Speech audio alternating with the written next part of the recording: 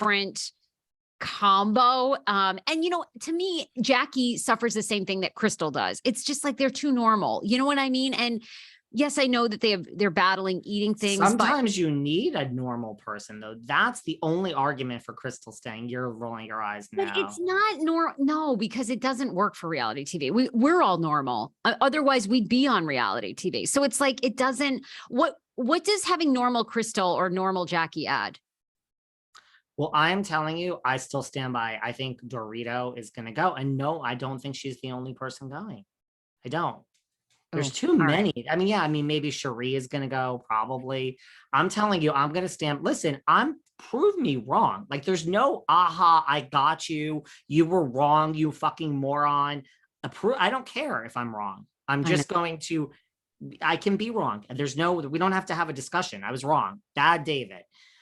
I just don't think I'm wrong. I think Dorita's going to go. Maybe a friend. I think it's time. I feel it. She doesn't stand out in her scenes. And really, I see no personal storyline for her. Yes, I know what everyone's going to say. Lisa Rinna doesn't have one either. It doesn't matter. Rinna is just bigger than the show. She is. I don't think they're going to let Lisa Rinna go. I just don't. I think there is a 0% chance. And I really think there's a 98% chance Dorit's going to go. I just want to keep saying that. And prove me wrong. It's okay. Side note, I drove by Diana Jenkins' old Malibu home. Went out to Malibu for the first time this weekend. It was on Pacific Highway, looked up the address. Of course, all you can see is the like gorgeous gates. And she sold the home for like $87 million. But if you want to see exactly what the home looks like, it was featured in the final season of Keeping Up with the Kardashians. They filmed their entire season when they rented Diana Jenkins' home in Malibu. And it's unbelievable. Was that the one where like Courtney's like new little TikTok friend? Was that Addison Rae, yes. I think? Yes. And it had the beautiful ocean view. And then it had this like kind of, I don't even know what you would call it, like gondola thing that took you down to the beach and took you back up. And it had the pool and it was stunning, unbelievable. And Malibu is so beautiful. So I just think of that view, like it was worth $87 million. I mean, you couldn't like hop the fence and take some pictures, but I do remember this from the last season of Kardashians before they moved to Hulu. Yeah. The house, the house is truly one of my favorite homes ever on television. It's so stunning. And Diana said it took a lot for her to sell it. Like the house held her back. Like she just couldn't ever leave the house because it was so amazing. She couldn't go back to Bosnia to see her parents because the house was so fabulous. So she finally, life is so tough. Would motivate me. Life is so tough for Diana. Tough for Diana. The 87 million. I'm so sorry. Well, here's the thing. Why the hell are Kelly Dodd and, I love the Dodd. Why are Kelly Dodd and Melissa Gorga feuding? I don't understand. Well, basically, don't you think Kelly, look, first of all, now I think it's apparent, although we knew this before because Kelly kind of went after you. Kelly is going to go after every storyline that has attention to keep Kelly relevant because Kelly wants to be back on RHOC. I think it's a good strategy. She just is calling Melissa Gorga pathetic for not going to the wedding, for coming after Teresa, for everything, them being petty, all of that stuff. So to me, there's no real beef there except for Kelly's inserting herself. She also called Melissa Gorga a loser. She said, you're a loser. Okay. I mean, listen, I've said it before and like, whatever. I am sorry. I like Kelly Dodd. And, I really find it funny that she is like Candace, our good friend Candy Girl, who there's nothing that Candace and Kelly can do right in all you people's eyes. And I find it funny that when I like defend Kelly or just give my honest opinion, because I've had interactions with her as a human, despite the fact that she slammed me and said I have a horrible voice for a podcast, I find it funny that people say you're a pussy, you're kissing her ass, you're afraid of her. And yet if I said, Tamara Judge and Vicki Gunvalson are queens, go Queens. they would, that's fine. So I can praise Tamara and Vicki, and I'm not kissing their ass. But if I say that I like Kelly Dodd, I'm afraid of her. I don't buy it, people. The Dodd pod, the Dodd's a little busy though. Did you see? They're coming for 2 T's. They're coming for 2 T's. Comments under this Instagram post were so bad too. Like, really? Oh, great. Vicki's 3rd canceled podcast. You know, Kelly, I already told you, honey, I was on Vicki's 1st canceled podcast, and they called me like 2 days before to be like, what do you want to talk about? And I literally almost I literally dropped the phone and almost fell out of my chair.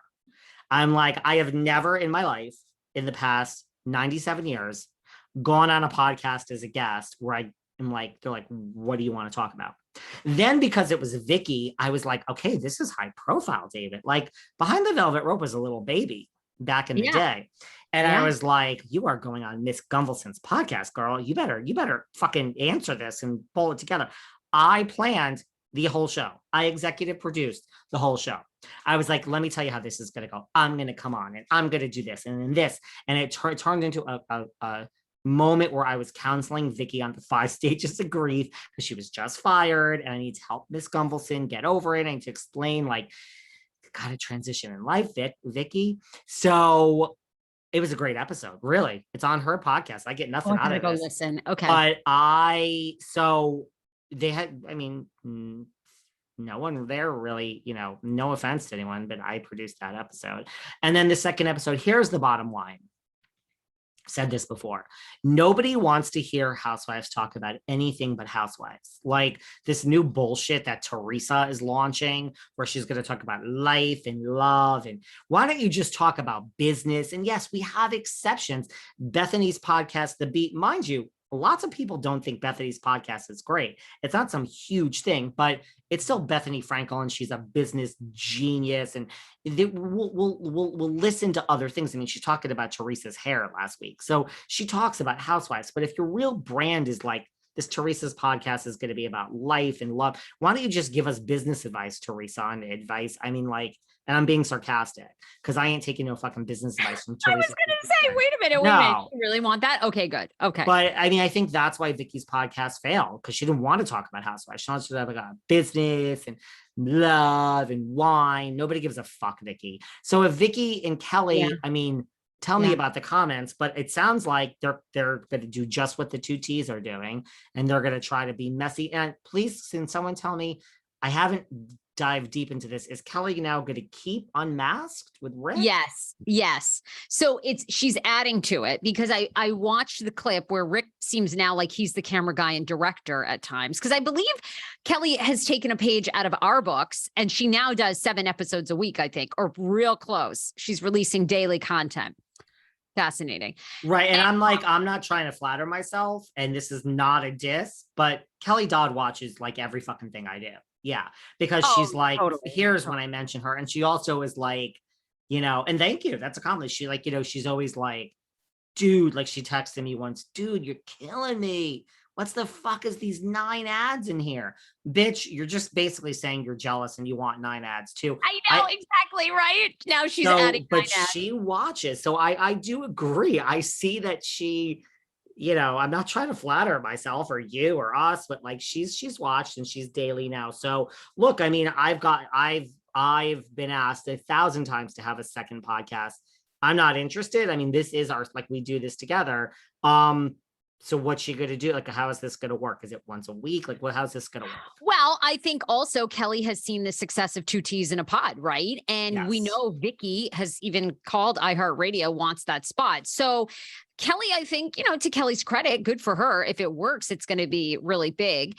And if it doesn't, you know, she could always slide Vicki out and put another housewife in there. And I think the timing is perfect, right? How long have we talked about this? How long is Tamara going to stay doing 2 T's with the pod now that she's back on RHOC?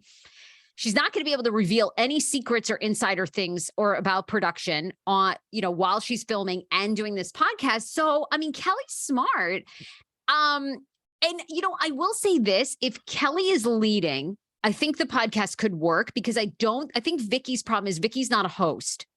like Vicki's a good co-host, and to step in and be a host takes a whole different set of skills. You got to time things, you got to get the best out of people. You and I both produce and host. So I think Vicki in the role of being a co-host could work because Vicki was fiery on Girls Trip. Vicki had a lot to say. Her girls trip is already out of the way. They probably don't have any plans to put her back on Bravo. So, I mean, she's a little unleashed. It could be good. We could end up seeing Vicki in a new light. It could work. I think what we have to do is we have to watch this whole thing started. Vicki was a guest on Kelly's podcast. And I think during it, Vicki said something like, I'd like a podcast or something. And I think afterwards, Kelly was like, oh, my like wheels are turning. So I think first we have to watch this episode where Vicki was a guest and does it work? It seemed okay to me when I saw the little clips. Second, Kelly really needs to have and listen, I charge a $500 package. I have 100, I do podcast consulting, but I'd be willing to do Kelly for free. Like, you really got to figure this out. Like, is this now whatever 7 days a week with Rick, like you were doing, and you're adding a day, or are you going to take a day away? I mean, look, I think it's different than Rick, and I think it could work. I mean, the other thing about Kelly too, when she started, is why she watches you and me. I mean, me especially, is she was just on Patreon. And when she slammed me about the ads, I was like, girl, you stay just on Patreon. Bye-bye. Good luck.